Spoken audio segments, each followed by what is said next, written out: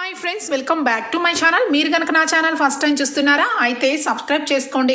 అలాగే పక్కనే ఉన్న బెల్ ఐకాన్ని క్లిక్ చేసేయండి ఫ్రెండ్స్. ఈరోజు ఎపిసోడ్ అయితే సూపర్గా అదిరిపోబోతుంది. ఎక్కడ కూడా స్కిప్ చేయకుండా మొత్తం చూసేయండి ఫ్రెండ్స్. అప్పుడే మీరు ఎంజాయ్ చేయగలుగుతారు. నచ్చినట్లయితే చిన్న లైక్ ఇచ్చి ఎంకరేజ్ చేసేయండి. ఇక ఎపిసోడ్లోకి అయితే వెళ్ళిపోదాం. ఈ ఎపిసోడ్ స్టార్ట్ అవగానే మొత్తానికైతే రాజ్ లాగా నటించడం కోసం ఒప్పుకుంటాడు. అది తెలుసుకున్న కావ్య ఒక్కసారిగా రాజును వచ్చి హక్ చేసుకుంటుంది. చాలా థ్యాంక్స్ అండి, చాలా థ్యాంక్స్ అనగానే రాజు మయమర్చిపోతాడు.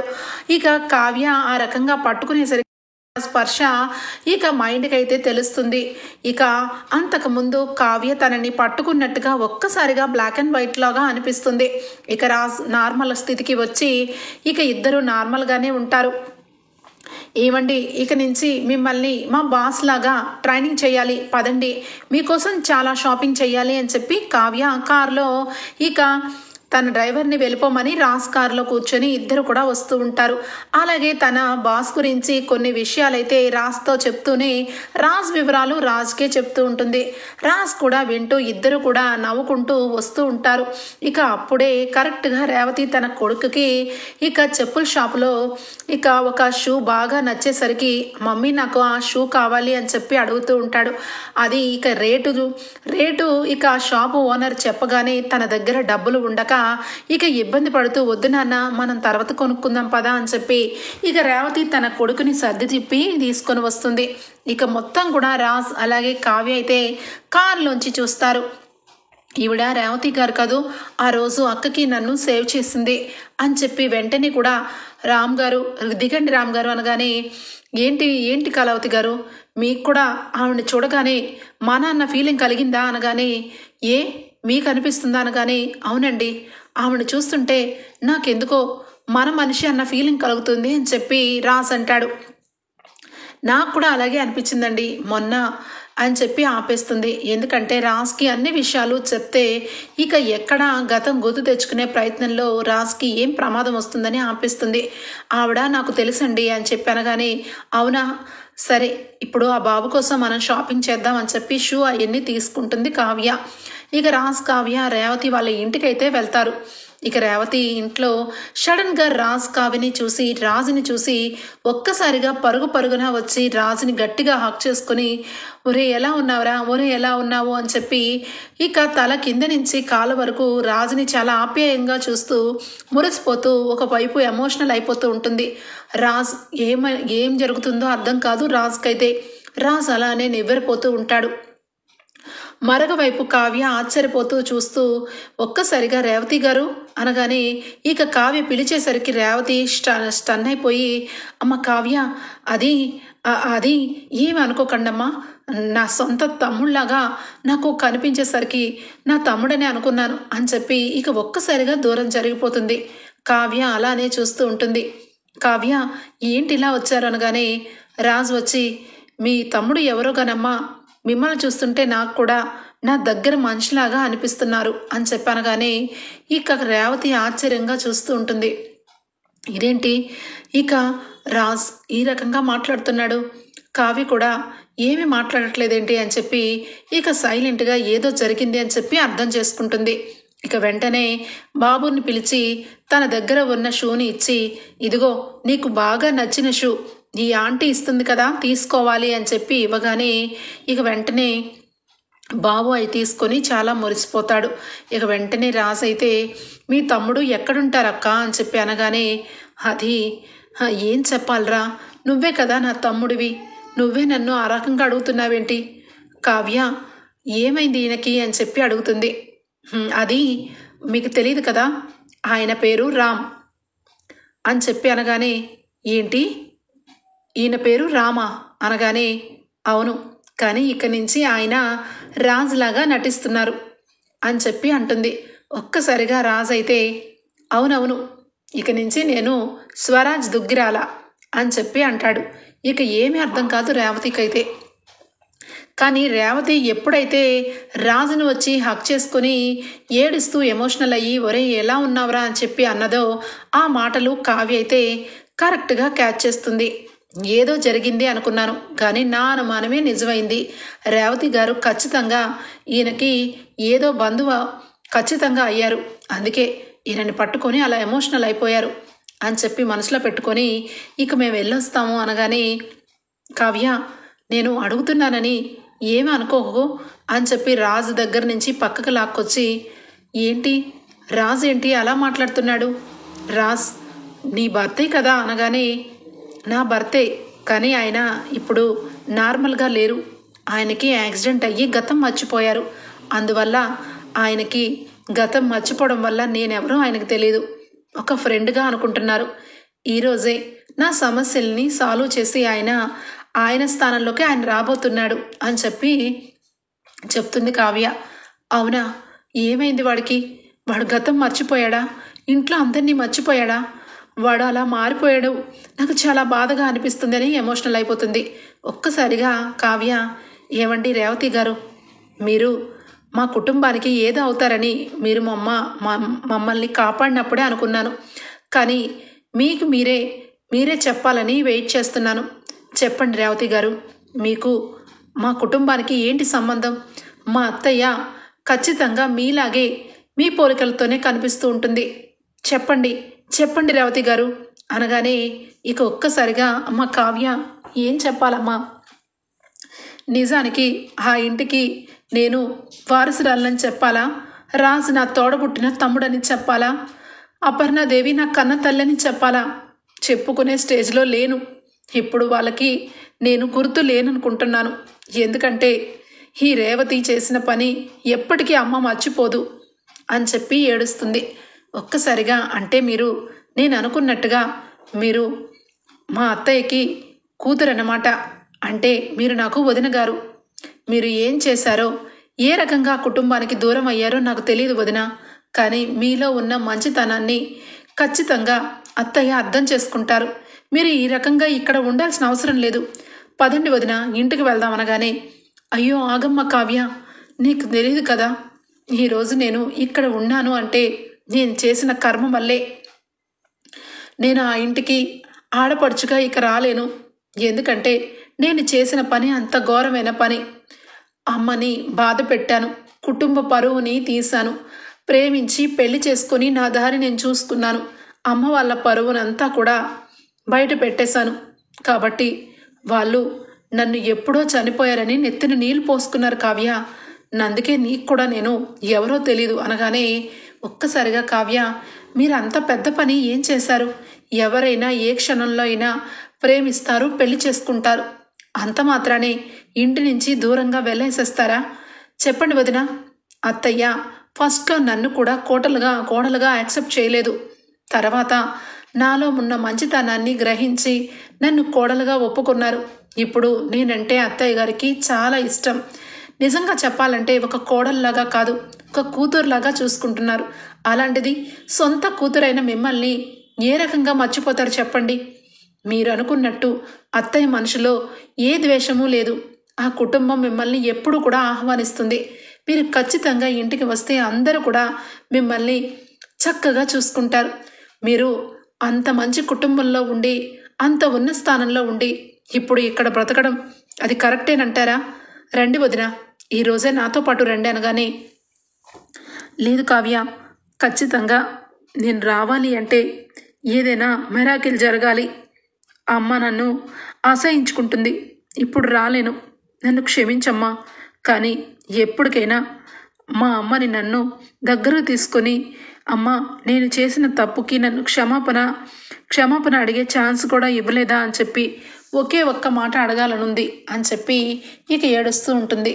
ఇంతలోనే రాజు వచ్చి, ఏమండి కళావతి గారు అనగానే ఒక్కసారిగా, హాహా వస్తున్నాను రాముగారు అనగానే, అదేంటి కళావతి గారు, మీరే చెప్పారు కదా మీ బాస్ లాగా యాక్టింగ్ చేయమని, ఇప్పుడు రామ్ గారు అంటున్నట్టు రేపు ఆఫీస్లో కూడా అదే అంటారా?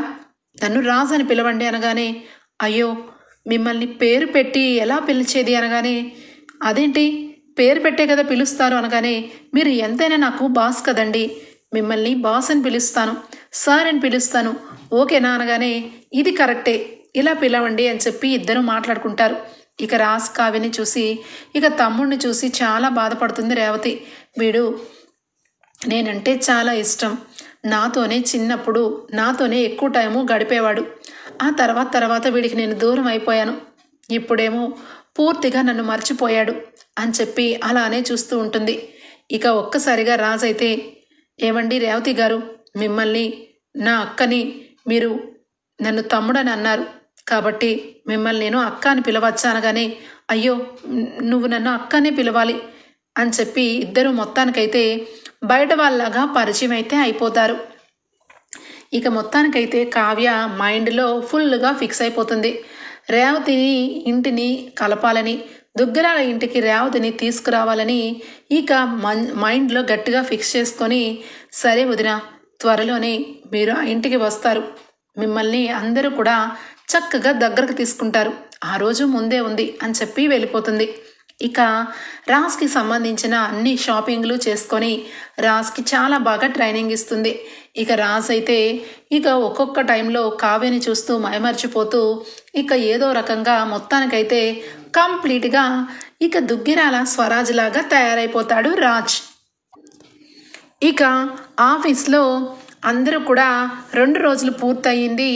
ఈ లోపల కావ్య మేడం గారు ప్రూవ్ చేసుకోవాలి అని అందరూ అన్నారు కదా, ఇప్పుడు ఏం చేస్తారు అని చెప్పి ఇక ఆఫీస్లో ఉన్న స్టాఫ్ అందరూ కూడా టెన్షన్ పడుతూ ఇక ఎప్పుడెప్పుడు గ్రూప్ మీటింగ్లో కావ్యని ఆ సిద్ధార్థ్ ఎప్పుడెప్పుడు కావ్యని ఓడించాలని చూస్తున్నాడని శృతి అలాగే ఆఫీస్ స్టాఫ్ అంతా కూడా ఇక బాధపడుతూ ఉంటారు. ఇక ఇంతలోనే ఇక యామిని అయితే సిద్ధార్థ్కి ఫోన్ చేసి, హలో సిద్ధార్థ్, ఇంకా ఆలస్యం ఎందుకు, రేపు ఖచ్చితంగా ఇక స్వరాజ్ కంపెనీకి సంబంధించిన అన్ని హక్కులు నీకే వస్తాయి, ఇక అఫీషియల్గా నువ్వే నెంబర్ 1 అని ఒప్పుకోవాల్సిందే, ఇక కుర్చీని వదిలి కావ్య ఇంటికి వెళ్ళవలసిందే, ఇక కంపెనీ నీ చేతుల్లోకి రాబోతుంది అనగానే, అవును మేడం, ఇదంతా మీ వల్లే సాధ్యమైంది, ఇక రేపు పొద్దున్న నేను ఆఫీస్లో అందరి ముందు ఆ చైర్లో కూర్చోవటం, అందరూ నాకు పవర్ ఆఫ్ పట్టానిచ్చి అందరూ మెడలో దండలు వేయటం, ఇదంతా ఇమాజినేషన్ చేసుకుంటుంటే సూపర్గా ఉంది మేడం అని చెప్పి ఇక సిద్ధార్థ పొంగిపోతూ ఉంటాడు. ఇక వెంటనే కూడా యామిని, ఆ కావ్య సామాన్యురాలు కాదు, అంతలోనే అంతా అయిపోయిందని ఊహించద్దు, ఖచ్చితంగా ఏదైనా మెలక పెట్టచ్చు, కానీ నువ్వు ఎట్టి పరిస్థితిలో ఆ మెలకకి ఒప్పుకోవద్దు, ఇక ఏదైనా చేసి ఇక రేపు గనక సాధ్యం కాకపోతే ఆ అమెరికా నుండి వచ్చిన ఆ ప్రాజెక్టు తన చేతుల్లోకి వచ్చేలాగా చేసిందంటే ఇక నీకు భూస్థాపితమే, అందుకని జాగ్రత్త వహించు అని చెప్పి ఫోన్ పెట్టేస్తుంది. ఇక మొత్తానికైతే దుగ్గిరాల కుటుంబంలో రాజ్ని ఇక తీసుకొని ఆఫీస్కి తీసుకొని వెళ్తానన్న సంగతి కావ్య చెప్పదు. ఒక్కసారిగా ఇంట్లో అందరూ కూడా షాక్ అయిపోయి రాజుని చూసి సంతోషపడాలని కావ్య ప్లాన్ చేస్తుంది. ఇక అపర్ణ దగ్గరికి సరాసరి వస్తుంది.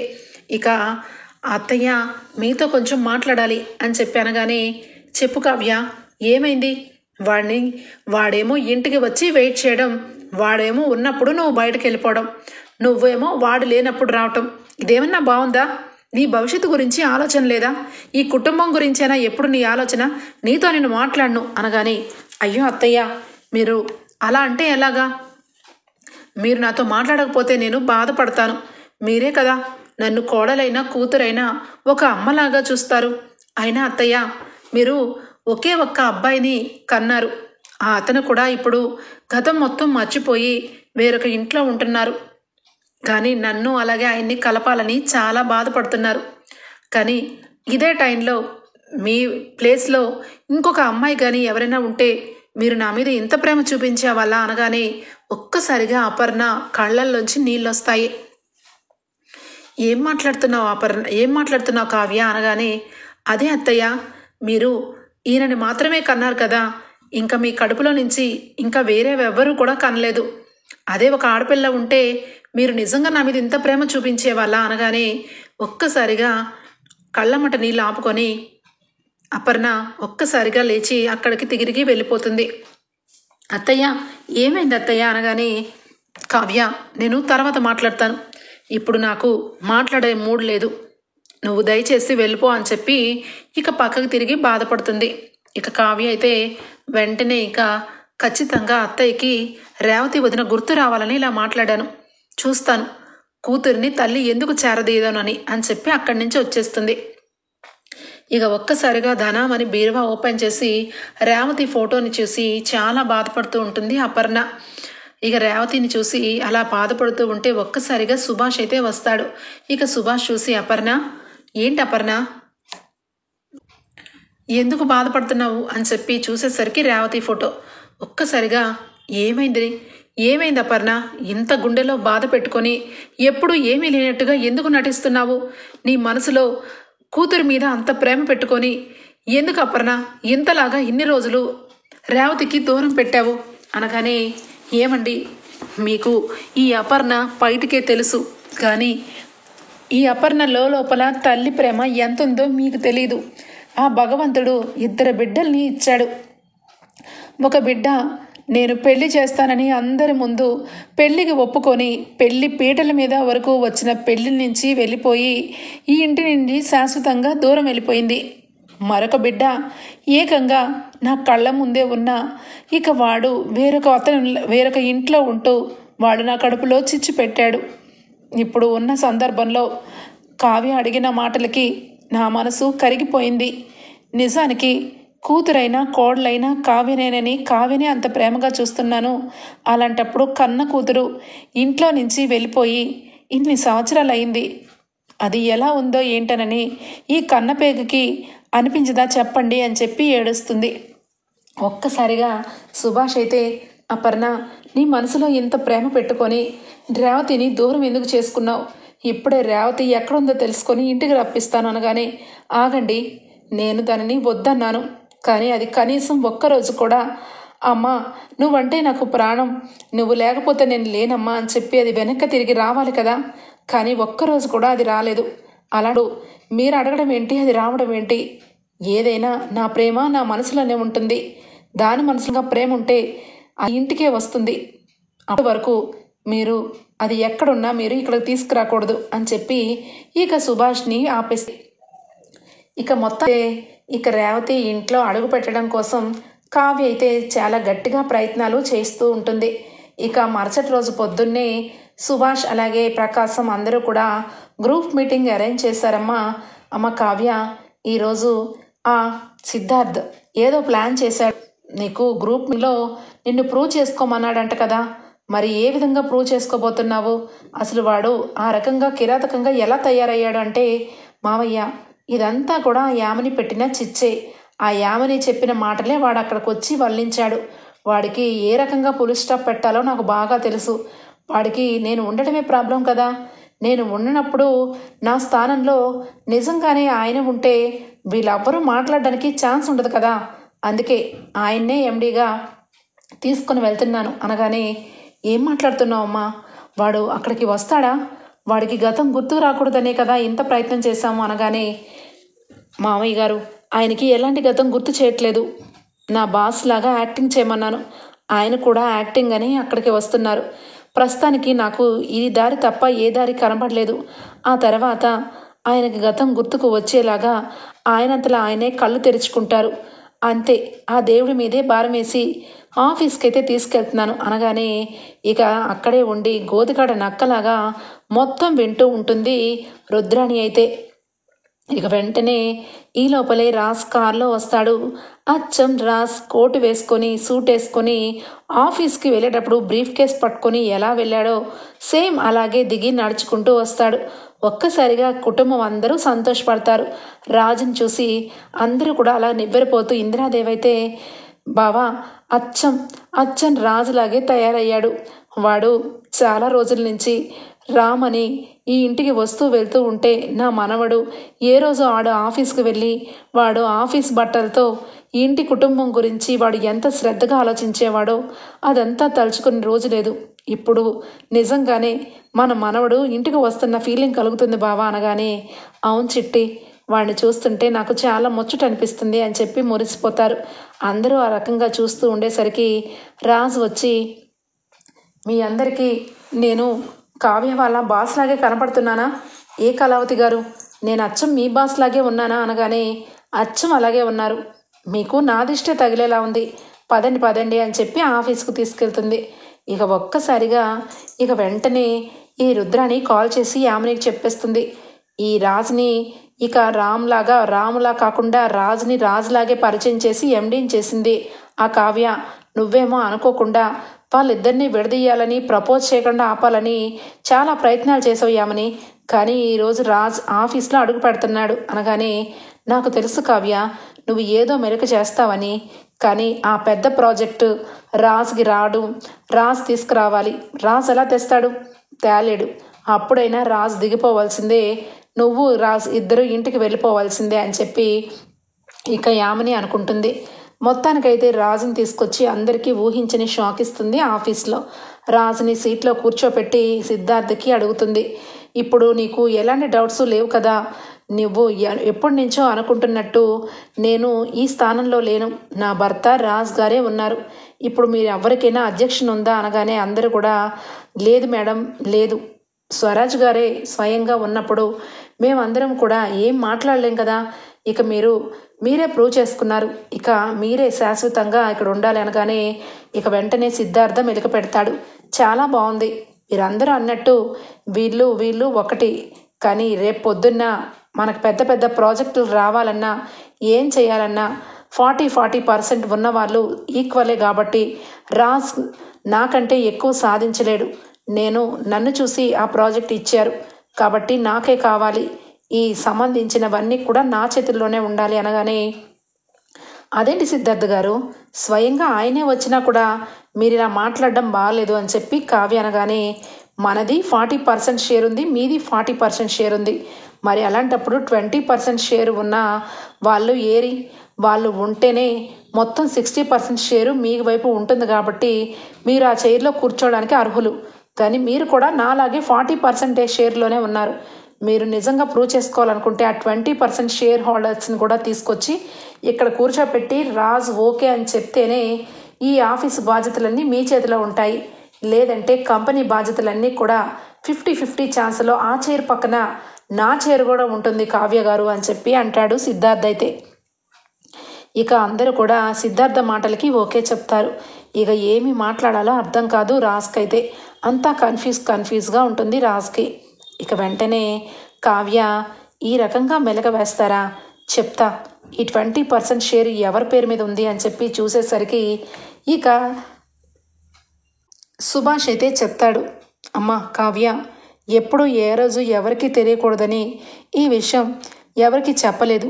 కానీ అది నా కన్న కూతురు రేవతి పేరు మీదే ఉంది ఆ షేర్. కానీ అది పుట్టింటి నుంచి ఎప్పుడో దూరం అయిపోయింది, ఎక్కడ ఉందో కూడా తెలీదు. కానీ ఈరోజు తల్లి తన గురించి తప్పించిపోతుంది. కానీ తల్లి పైకి గంభీరంగానే ఉంటుంది. కానీ ఆ కూతురు మనసు తెలుసుకొని దగ్గరకు వస్తే చేరదీస్తుంది. ఆ స్టేజ్లోనే ఉంది అపర్ణ. కానీ ఈరోజు రేవతి మేము ఇంట్లో నుంచి పంపించి తన్ని ఎప్పుడూ పట్టించుకోలేదు కాబట్టి ఆ కోపంతోనే ఉంటుందని నాకు తెలుసు. ఈ 20% షేరు తన పేరు మీదే ఉంది. తను ఇప్పుడు ఇక్కడికి రాలేదు, మన ఆఫీసు వాడి చేతుల్లో పెట్టక తప్పదు. ఏం చేయలేమమ్మా, రాజు వచ్చినా వాడు గతం మర్చిపోయాడు కాబట్టి వాడు కూడా ఎలాంటి ఆర్డర్సు ఎలాంటి ప్రాజెక్టులు చేయలేని పరిస్థితి. ఆడపిల్లవి, నువ్వైనా ఎన్నెన్ని చేస్తావు? అందుకే ఈ కంపెనీకి సంబంధించిన అర్హత ఆ సిద్ధార్థ గారి చేతిలో పెట్టక తప్పదమ్మా అని చెప్పి అనగానే, మామయ్య గారు, ఇప్పటి వరకు వదిన గురించి మీరు మాకు చెప్పలేదు కాబట్టి మీరు ఈ రకంగా ఆలోచిస్తున్నారు. వదిన్ని ఆల్రెడీ నేను కలిశాను, కోసం అమ్మ నాన్న కోసం కుమిలిపోతుంది. తను ఎప్పుడెప్పుడు కుటుంబంలోకి రావాలని చూస్తుంది. కానీ మీరందరూ కూడా తనని ఆదరించరేమోనని భయపడుతుంది. నేను వదిన్ని తీసుకొని వస్తాను ఇంట్లోకి, అలాగే ఆఫీస్కి. మీరు ఓకే అంటే అనగానే, నేను ఎప్పుడో ఓకేనమ్మా, తను వస్తానంటే నేను కాదన్ను. కానీ తను మా మీద కోపంతో ఉంటుంది. తన ఆ షేర్స్ మాలో ఇంక కలుపుతుందని నాకు నమ్మకం లేదు అనగానే ఇక మొత్తానికైతే ఒకే ఒక్క రోజు ఇక టైం అయితే ఇస్తాడు సిద్ధార్థ్. అయితే ఆ 20% షేర్కి సంబంధించిన హోల్డర్ ఇక్కడికి వస్తేనే ఈ కంపెనీ మీది, లేదంటే నాది అని చెప్పి ఇక అనేసరికి రాజ్ ఇక కావ్య ఇద్దరూ కలిసి ఇక రేవతి దగ్గరికి వెళ్తారు. రేవతి గారు, మీతో కొంచెం పని పడింది. మీరు 20% షేర్స్ మా ఆఫీస్లో మీ ఉన్నాయి. మీరు ఏమీ అనుకోకపోతే ఆ 20% షేర్ హోల్డర్గా మీరు ఒకసారి ఆఫీస్లోకి రావాలి. ఇక మాకు ఎలాంటి అభ్యంతరం లేదు, మేము దుగ్గిరాల ఫ్యామిలీకి సంబంధించిన వాళ్ళమని మీరు చెప్పాలి. ఏమంటారు అనగానే ఇక రేవతి భర్త ఒక్కసారిగా తలదించుకుంటారు. నా భర్తని ఇక నన్ను వెలవేసింది ఆ కుటుంబం. ఈరోజు ఆ ఆఫీస్కి నేను అడుగు పెట్టగలుగుతానా? ఆ కుటుంబంలోకి రాగలుగుతానా? నేను చేసిన తప్పుకి ఇంట్లో అందరూ అవమానం పడ్డారు. కావ్య, ఇప్పుడు నేను ఏ మొహం పెట్టుకొని వస్తాను చెప్పు? నేను రాలేను, ఆస్తి కోసం వచ్చాను అనుకుంటారు, కాబట్టి నేనేమి చేయలేను అని చెప్పి రేవతి చెప్తుంది. అదేంటి వదిన, రేపటి రోజు మీరు ఆ కుటుంబానికి రాలేరా అనగానే ఇక వెంటనే పక్కనే ఉన్న రేవతి భర్త, లేదమ్మా, నేను తక్కువ జాతి వాడినని నన్ను చాలా అవమానించారు. నన్ను 2-3 సార్లు కొట్టే ప్రయత్నం కూడా చేశారు. అందువల్లే నా మూలంగానే రేవతి ఆ ఇంటికి దూరం అయింది. నీకు చిన్నపిల్లవి, నీకు తెలీదు. చాలా పెద్ద పెద్ద విషయాలే జరిగాయి. రేవతి మనస్ఫూర్తిగా వాళ్ళ అమ్మా నాన్నని చూడాలని కోరుకుంటుంది తప్పించి ఆ ఇంటి గుమ్మానికి కానీ ఆ ఆఫీసుకి కానీ రాలేదు, రానివ్వను కూడా అని చెప్పి అనేసరికి ఒక్కసారిగా షాక్ అయిపోతారు ఇక రాజ్, కావ్య అయితే. ఇక వెంటనే ఏం చెయ్యాలో అర్థం కాదు. ఇక రాజ్ అయితే ఒక్కసారిగా, ఏవండి, మీరు నన్ను తమ్ముడని అనుకున్నారు, నేను మిమ్మల్ని సొంత అక్కని లాగే ఫీల్ అయ్యాను. దయచేసి నా కోసం రండి, ప్లీజ్ అండి అని చెప్పి బతిమలాడతాడు. కానీ రెస్పాన్స్ అవ్వదు రేవతి అయితే. ఇక మొత్తానికైతే వదిన, మీరు మా కోసం రామ్మని మిమ్మల్ని అనట్లేదు, మీకోసమే, అది మీ షేరే. మీరు ఈ కంపెనీలో ఒక మెంబర్షిప్గా ఉండడం కోసమే కోరుకుంటున్నాను తప్పించి మిమ్మల్ని ఆ గడపకు రమ్మని అడగట్లేదు. దయచేసి కంపెనీని వేరొక చేతుల్లోకి వెళ్ళిపోకుండా కాపాడమంటున్నాను. రేపు 10 గంటలకల్లా మీరు వస్తారని ఎదురు చూస్తున్నాను, లేదంటే కంపెనీ వేరే వాళ్ళ చేతిలోకి వెళ్ళిపోతుంది అని చెప్పి కావ్య వెళ్ళిపోతుంది. ఇక మొత్తానికైతే ఇక అందరూ కూడా బోర్డ్ మీటింగ్లో వెయిట్ చేస్తూ ఉంటారు. కరెక్ట్గా 10 o'clock అవుతుంది. సిద్ధార్థ్ అయితే, చూశారు కదా, ఈ 20% షేర్కి సంబంధించిన వాళ్ళు ఎవరూ రాలేదు, వీళ్ళు కూడా నాతో పాటు 40% షేర్లోనే ఉన్నారు. అది కాకుండా వైపెచ్చు నా వైపు అమెరికా నుంచి పెద్ద ప్రాజెక్టే నా వైపు నుంచి వస్తుంది. అలాంటప్పుడు వీళ్ళకంటే నేనే బెటర్, కాబట్టి ఈ మొత్తానికి సంబంధించిన ఈ కంపెనీకి సంబంధించిన బాధ్యత అంతా నేను తీసుకుంటే బెటర్ అని నా ఒపీనియన్, మీరేమంటారు అనగానే అందరూ, సిద్ధార్థ్ చెప్పింది ఇంట్లో న్యాయం ఉంది, కరెక్టే అనిపిస్తుంది. ఇక స్వరాజ్ గారు కూడా ఇక్కడి నుంచి ఒక 3 నెలల నుంచి ఆఫీస్కి రాలేదు, ఇప్పుడు కూడా కన్ఫ్యూజ్లోనే ఉన్నారు. కాబట్టి కావ్య మేడం, మమ్మల్ని క్షమించండి, మేము కూడా సిద్ధార్థ్ గారు ఉంటేనే బాగుంటుందని అనుకుంటున్నాం అని చెప్పనగానే కరెక్ట్గా రేవతి వస్తుంది. ఇక ఒక్కసారిగా మే కమింగ్ అని చెప్పి డోర్ దగ్గర ఇక రేవతి రాగానే ఒక్కసారిగా స్టన్ అయిపోతారు ఆఫీస్ స్టాఫ్ అంతా. ఇక 20% షేర్ హోల్డర్గా రేవతిని మాట్లాడుతున్నాను. ఈ రేవతి ఈ కంపెనీలో ఎప్పటి నుంచో ఇంక్లూడ్ అయి ఉంది. ఇక ఈ 20% షేర్స్ కూడా నా తమ్ముడు స్వరాజ్కే నేను అప్పచెప్తున్నాను. మీ అందరికీ అభ్యంతరం లేకపోయి ఉంటే ఇక మాది 60% షేర్ కాబట్టి మీరు 40%లోనే ఉన్నారు కాబట్టి నా తరపున నా తమ్ముడే నా షేర్ కూడా అధికారి కాబట్టి నా ఓటు మా తమ్ముడికే వేస్తున్నాను, స్వరాజ్కే వేస్తున్నాను అని చెప్పి రేవతి అంటుంది. ఒక్కసారిగా అందరూ కూడా ఆశ్చర్యపోతారు. సుభాష్ అయితే రేవతిని చూసి షాక్ అయిపోతాడు. ఇక ప్రకాశం, సుభాష్ ఇద్దరు కూడా రేవతిని దగ్గర తీసుకొని, ఎన్ని రోజులైందమ్మా నిన్ను చూసి, నీ కోసం ఎప్పుడు కూడా ఈ ఆఫీస్ తలుపులు, ఇంటి తలుపులు తెరిచే ఉన్నాయి.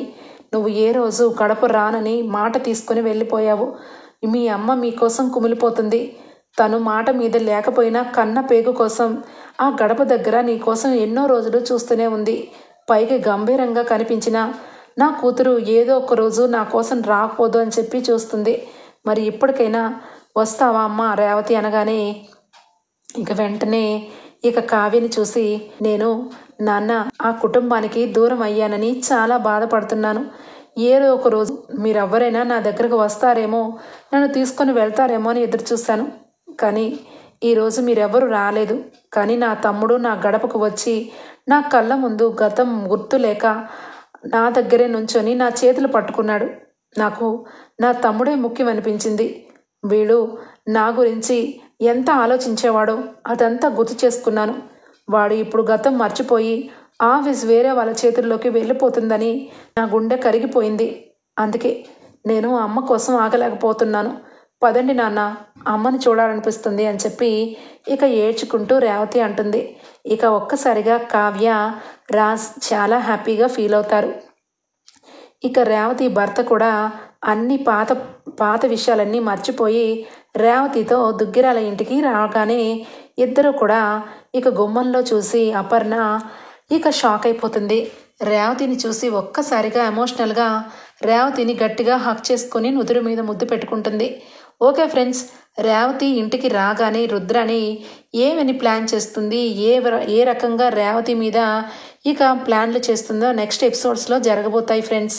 మీకు కనుక నచ్చినట్లయితే ఒక చిన్న లైక్ ఇచ్చేయండి. Bye, take care, thank you for watching.